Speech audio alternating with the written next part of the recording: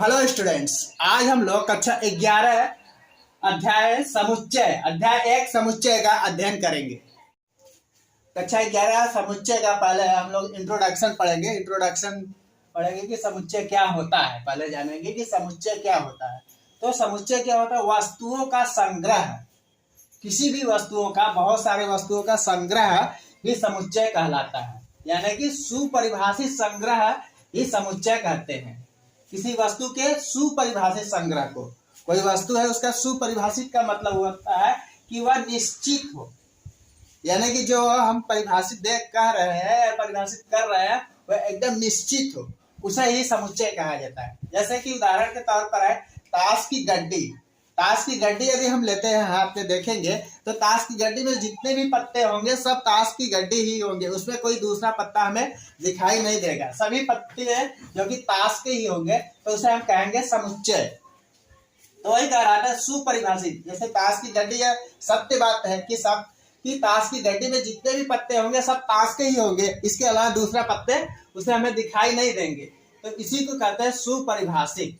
दूसरा उदाहरण हम ले सकते हैं, जैसे एक साल में 12 महीने होते हैं। एक साल में 12 महीने होते हैं, 13वां महीना नहीं होता है। जैसे जनवरी, फरवरी, मार्च, अप्रैल, मई, जून, जुलाई, अगस्त, सितंबर, अक्टूबर, नवंबर एंड दिसंबर, इसके अलावा नहीं होगा। तो यह भी एक सुपरिभाषित है, यह सत्य है। जब सत्य है तो यानी कि वह समुच्चय है। एक अगला है, एक हफ्ते में 10 दिन होते हैं। तो एक हफ्ते में 10 दिन होते हैं कह रहा है, तो एक हफ्ते में तो 10 दिन होता नहीं है, तो 10 दिन नहीं होते, यानी कि यह जो कह रहा है कि एक हफ्ते में 10 दिन होते हैं, असत्य बात कह रहा है।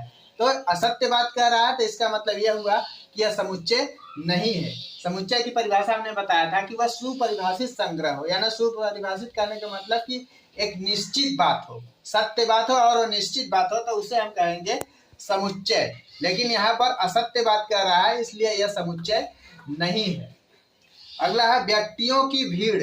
व्यक्तियों की भीड़ में क्या होता है? सभी जितने भी होंगे सभी व्यक्ति ही होंगे। उस भीड़ में देखेंगे तो सभी जो कि व्यक्ति ही होंगे और कोई दूसरा जानवर तो होगा नहीं, इसलिए हम कह सकते हैं कि व्यक्तियों की भीड़ जो लिखा है यह भी एक प्रकार के समुच्चय ही है। टीम, क्रिकेट टीम में जितने भी प्लेयर होंगे यानी खिलाड़ी होंगे, 11 खिलाड़ी है, सब खिलाड़ी ही होंगे, उसके अलावा कोई दूसरे को हम शामिल नहीं कर सकते, किसी बिजनेसमैन को शामिल नहीं कर सकते हैं, सभी खिलाड़ी ही है। तो क्रिकेट टीम भी एक प्रकार का समुच्चय ही है, क्योंकि उसमें हम क्रिकेट के प्लेयर के अलावा यानी खिलाड़ी के अलावा किसी दूसरे को शामिल नहीं किया जा सकता है। प्राकृतिक संख्याओं का संग्रह। प्राकृतिक संख्याओं का संग्रह भी समुच्चय ही होगा। जैसे कि मान लीजिए 1 2 3 4 5 ऐसे अनंत तक जितनी भी संख्याएं होती है सभी प्राकृतिक संख्याएं होती है। एक से लेकर के अनंत तक जितनी भी गिनतियां होती है सब प्राकृतिक संख्याएं होती है। तो ये सभी जो कि समुच्चय का सेट है, सभी समुच्चय ही है। क्यों? क्योंकि इसके अंदर सभी प्राकृतिक संख्याएं ही होती है। उसके बाद है अभाज्य संख्याओं का संग्रह। अभाज्य संख्या क्या होती है? जैसे 1 3 5 7 जो किसी से भी न डिवाइड हो, सिर्फ अपने आप से ही डिवाइड होती है, उसे बोलते हैं अभाज्य संख्या। जैसे 1 किसी से नहीं डिवाइड होगा, 3 भी किसी से, 5 7, उसके बाद 11 13, ऐसे बहुत सारी संख्याएं होती है जो कि किसी से डिवाइड नहीं होती है, वह होती है अभाज्य संख्याएं। तो अभाज्य संख्याओं का संग्रह है, इसमें जितनी भी संख्याएं हम लिखेंगे सभी अभाज्य संख्याएं होंगी। यह भी एक प्रकार से समुच्चय ही है। समुच्चय के कुछ और भी उदाहरण है, जैसे कि पहला 10 से कम विषम प्राकृतिक संख्याएं। 10 से कम विषम प्राकृतिक संख्याएं यानी कि जैसे कि अर्थात 1 3 5 7 9 ये सारी संख्याएं विषम है और प्राकृतिक संख्या भी है, और ये 10 से कम भी है। यदि हम यहाँ पर 11 लिख देते हैं तो ये समुच्चय नहीं होता, क्योंकि ये कह रहा है 10 से कम होना चाहिए। तो 10 से कम जो रहेगा वही जो कि विषम प्राकृतिक संख्या रहेगी, 11 नहीं हो पाएगा। इसलिए ये देखिए, फिर से देखिए, 10 से कम है और सभी संख्याएं विषम है, तो इसे हम कह सकते हैं कि यह एक प्रकार से समुच्चय है। अगला उदाहरण भारत की नदियां। भारत की नदियां जैसे गंगा, जमुना, सरस्वती, कावेरी, जैसे भारत की नदियां हैं, तो भारत की नदियों का एक समूह यदि हम बनाएंगे तो उसमें जितने भी लिखेंगे, जैसे मान लीजिए हमने लिखा गंगा, यमुना, सरस्वती, कावेरी,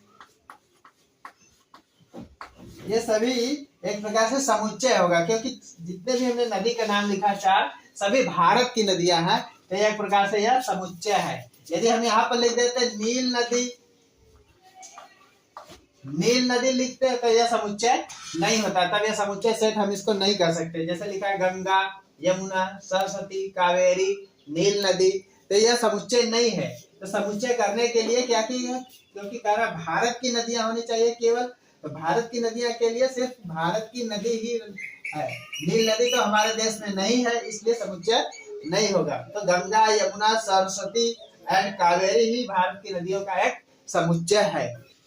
थर्ड है अंग्रेजी वर्णमाला के स्वर, यानी कि A-E-I-O-U, अंग्रेजी माला के जो स्वर होते हैं वह भी एक प्रकार से समुच्चय है, क्योंकि इसके ग्रुप में, इसके संग्रह में सभी जो कि स्वर ही है, A-E-I-O-U, तो यह भी एक प्रकार का समुच्चय ही है। यदि यहाँ पर मैं मान लीजिए लिख देता B या लिख देता D, तो यह समुच्चय सेट नहीं होता। क्यों?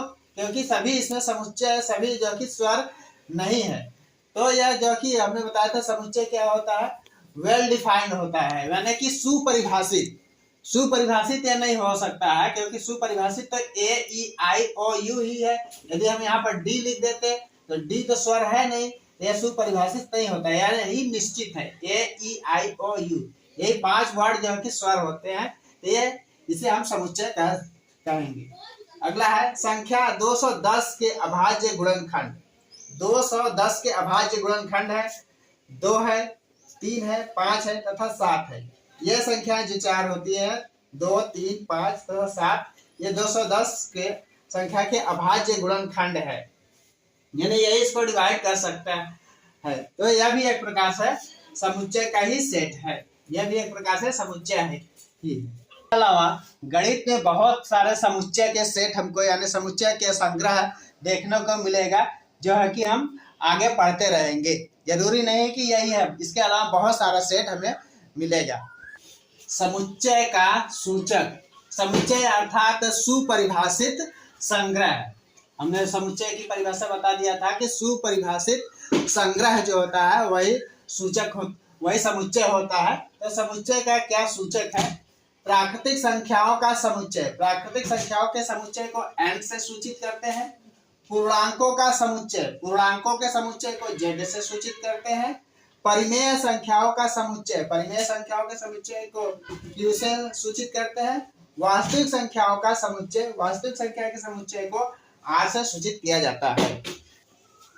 अगला है धन पूर्णांकों का समुच्चय। धन पूर्णांकों का समुच्चय को हम z प्लस से सूचित करते हैं।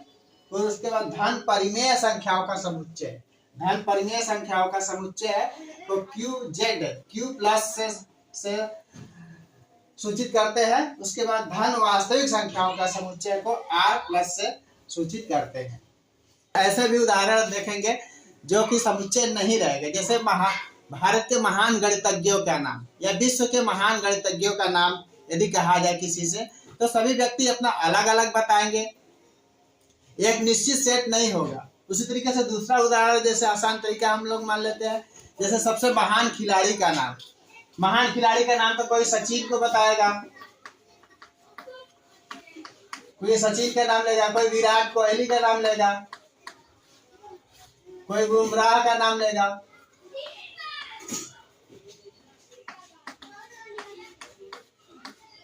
तो इसमें सब लोग अपना अलग अलग मतभेद हो जाएगा। कोई कहेगा कि सचिन नहीं, विराट कोहली है, बुमराह है, उसके बाद राहुल द्रविड़ है, ऐसे अलग अलग लोग अपना नाम लेंगे। तो अलग अलग नाम लेंगे तो यह एक निश्चित समूह नहीं होगा, इसमें मतभेद हो जाएगा। कोई सचिन को नहीं कहेगा, कोई विराट को नहीं कहेगा।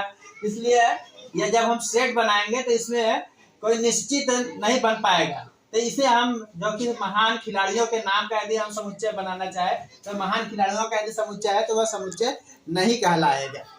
अलावा और भी बहुत सारे समुच्चय के उदाहरण भी है जिसको हम प्रश्नावली 1.1 में अध्ययन करेंगे।